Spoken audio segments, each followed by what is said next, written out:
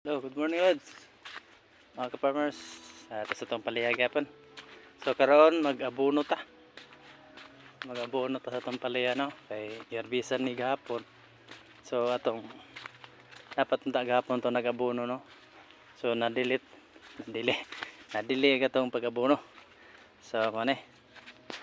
Itong abono guys, tara tanang gitimpladan. Ay. Itong karawon.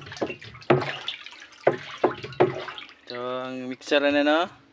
Naglima lang ka kilo nga abono. With putas na siya. Tapos ite sa manok. Kanya tayo sa kanding. Tayo sa kanding. Itong testingan ang tayo sa kanding. Okay ba? So di ba siya makadaot no? So pure organic yun naman siya. Kaya huwag yung chemical ng kanding ikaon man. Dahil sa chikindang ay chemical na ikaw ng manok. So moro to guys. Salamat.